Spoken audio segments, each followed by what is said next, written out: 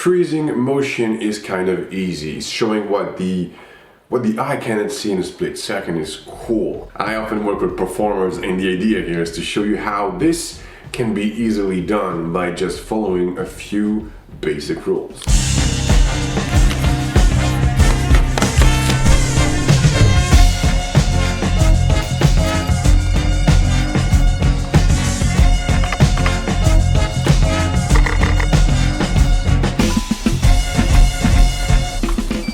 First of all, are you working with a flash or the available light or a mix of the two?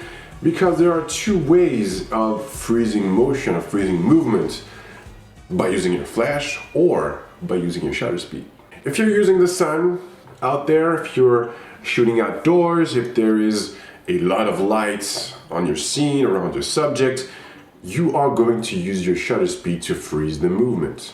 I usually start around a shutter speed of 1/500th of a second, a f-stop of about 5.6, and I try to keep my ISO as low as possible.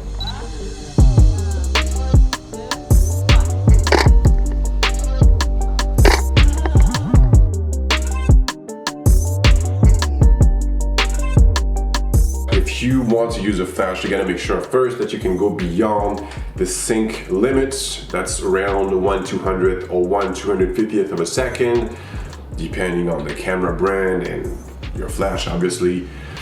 It's a mode called Hypersync or Hyper Speed Sync, HS or HSS. If you don't know what that is, I put for you a few links in the description box below. So again, here we're trying to freeze motion with the shutter speed. If you're going under 1/500th of a second, you might not get great results. This will also greatly depend on how fast your subject moves, and of course, going above 1/500th of a second will ensure a tack sharp image.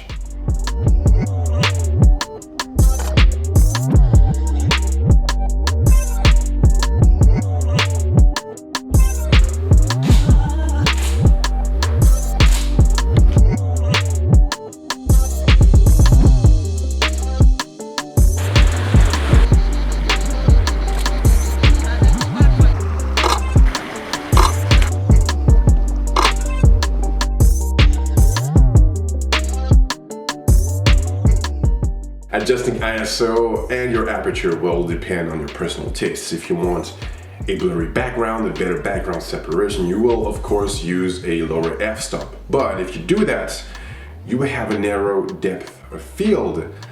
Don't forget that you're shooting a moving subject. So if you do that, you will increase your chances of missing your focus. If you're shooting indoors or outdoors at dusk or at dawn, if there is not a lot of lights during your photo shoots, don't be afraid to increase your ISO.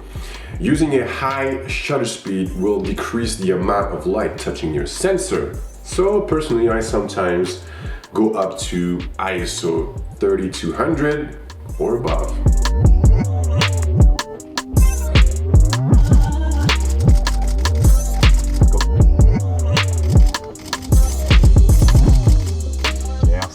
Of course, this will increase the amount of noise in your shot. It all comes down to personal taste.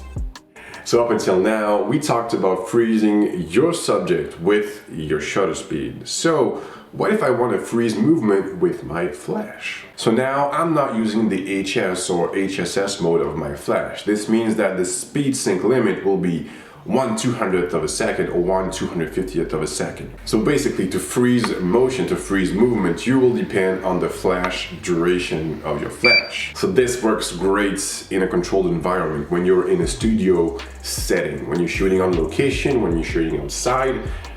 It can be a little bit more complicated. If you're working in a dark, poorly lit location, you will have great results. Let me explain. So basically, how does your camera work? The shutter opens and it closes, and during that time when it's open, that's when it captures light and makes your picture. So when your flash fires, it bounces off your subject back to the sensor, and that's what you see on your final image. So when using your flash to freeze movement, the flash duration is so short that your shutter is still open after the flash fires. So if there is light around coming from anywhere, from any source of lights, a window, practical lights, this will still be captured by your sensor, and this will cause motion blur. Some photographers use this as a creative tool, so it's up to you.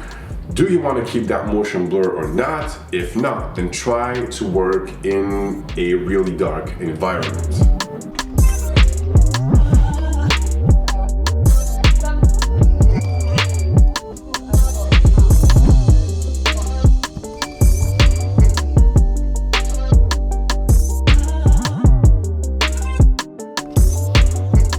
Here, by killing the ambient lights, I managed to have the right balance to better freeze the action.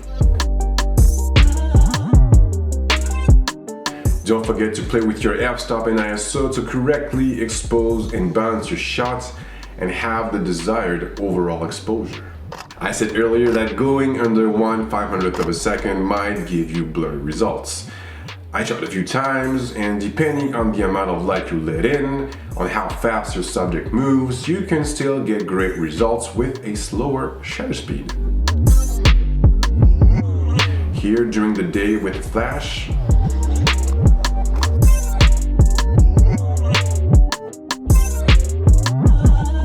without the flash.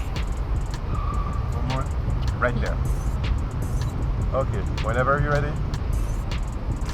Whoa, yes.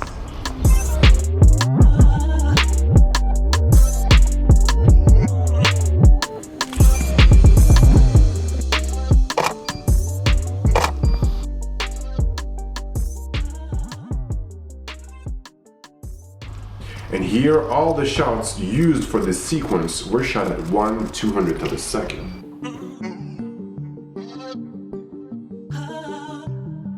Again, letting in a little bit of motion blur isn't a bad thing.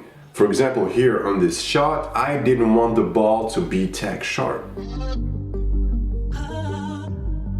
Of course, aperture, your f-stop, will be an important element in the process. Outside, having motion blur or not, you want a focused image.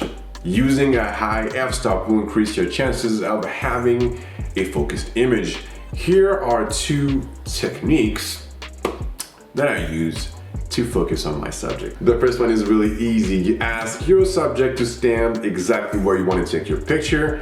You set your focus before the action and you're good to go. Of course, this will demand a precise execution for both you and the performer. I usually do this when I have a specific composition in my head and when I use a tripod. The other way of doing this is by using AI servo. I'm a Canon shooter, so what I do is I follow my subjects during the execution of the movement, and I rely on the autofocus, the continuous autofocus of my camera. So when do I use flash and when do I use my shutter speed to freeze motion? It all depends on the situation and the type of images you want to create. If you want to keep your background really dark, if you want to underexpose it, you can use your flash to freeze motion. You won't see a lot of motion blur. If there is a lot of lights around the subject, if you want to keep the environment, the background well lit, well, I guess you're gonna have to use your shutter speed. These are only two examples. Of course, you will have to try it for yourself and make your own conclusions. To conclude this video, try, fail, and try again. You know, you have to experiment it to really know how this works and to actually understand why and how to use this tool for your work. With or without flash, with motion blur or not, with shallow or narrow depth of field, and so on. This is up to you. Some of the images and footage that you saw in this video were taken from past videos, so be sure to check them out if you want to see more. The links are in the description box below. Join me on Instagram to stay up to date and to know what I'm up to. Ask me any questions in the comments below about this video, about life, the birds in the trees, your hopes. Of course, give me that little thumbs up if you want me to continue these videos. Subscribe to this channel if you haven't already. And I guess that I will see you all next week, next Sunday. But until then, please have a good one.